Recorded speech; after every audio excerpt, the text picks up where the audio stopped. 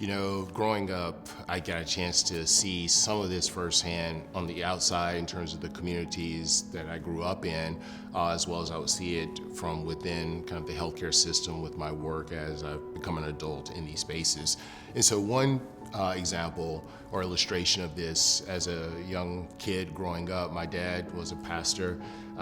We spent a lot of time after church, sometimes during the week, if the family was with him, going to the homes of some of the people who were members. But one of the things that I noticed really, really early is the challenges of when we would go to these houses and we would sit, and as kids we would sometimes have to listen. I was not listening, but I was listening, right? It's one of those things where we often say that a lot of things are caught as opposed to explicitly taught, right?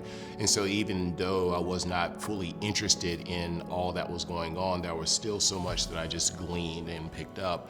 I remember hearing conversations of some of these members where you'll have these hospital beds like sitting up in the middle of the living room, right? It's like, first of all, the first few times I saw this, I thought it was kind of weird, but then after a while I saw this over and over again. I was like, well, maybe this is kind of a common thing where families are trying to find ways to take care of their members.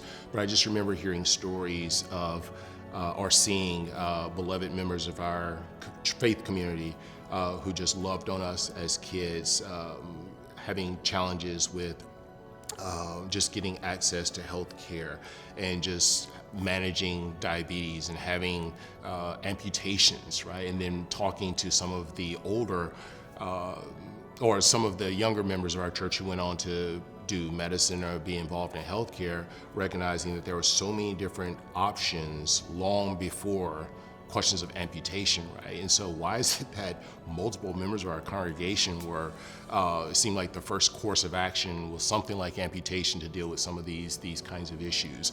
Just the economic challenges of how many of them will be treated in these various spaces. I mentioned a little bit earlier, my wife's a medical professional, and one of the most frustrating things I think that many of us have experienced is the way those encounters actually take place within the system.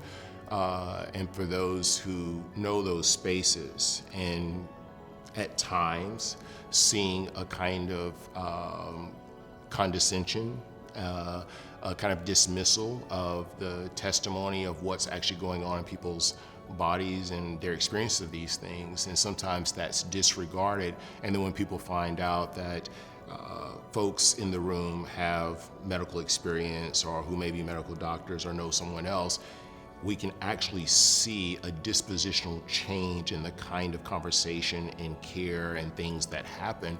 And it's just a marker to say that, wow, if we weren't in this space or if we didn't happen to be here, what would this care have been? What would this have looked like? What about all those families who maybe don't have people who are medical professionals or who have been inside of these various spaces? And so this is one of the reasons why I think it's so important for not only medical and healthcare professionals to, as if they lean into Christian community or Christian tradition, to be able to understand what it means to be attentive to people regardless of where they're from, regardless of where they are. I've talked a little bit about my ecclesial tradition, faith community that nurtured me. Was this kind of African-American, Protestant, Baptistic, what some would call prophetic tradition. And one of the challenges of that particular faith community is to understand what it means to bear witness on the margins of a society where you don't have the levers of power that you could just pull and make things happen, right? Or you don't have all of the economic resources that you could just throw money at a problem or influence people in different ways. And so it was this kind of, this exposure growing up of the fact that, well, look, if we are committed to this Christian gospel, then what it means is that we have to bear witness, right? And that doesn't mean just kind of talking about, right, what we believe about the gospel or about the world, but trying to find ways to embody it in real community. And so when we think about, well, what's the point? Well, the point is that if we desire to be a faithful presence, then we have to understand what it means to bear witness. And then if we think about the gospel itself, this obscure figure, Jesus of Nazareth, right? This obscure part in the Middle East, right? These 12, obscure individuals, right?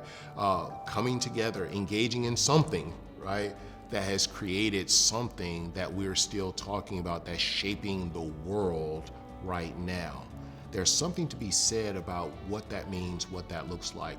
Also, we need to be, I would say, I'm not a historian.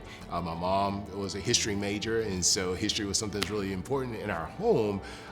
But we also have to be students of history, right? And to recognize that there are so many occasions where things seem insurmountable, or scenarios where we would say we never thought that would be the case, but yet it is the case, right? Or has become the case. And so I think being students of history let us see that yes, things can change. And so I often think about stories that I would hear in church growing up, when people were trying to come together to make something big happen. And people tell little stories. It's like, well, with your little bit and my little bit, this person's little bit, come together and make a whole lot of bit, right? And then maybe we can do something collectively together. And so I think the point is, what's the point of all of this? Is to bear witness to what we say we believe about the gospel.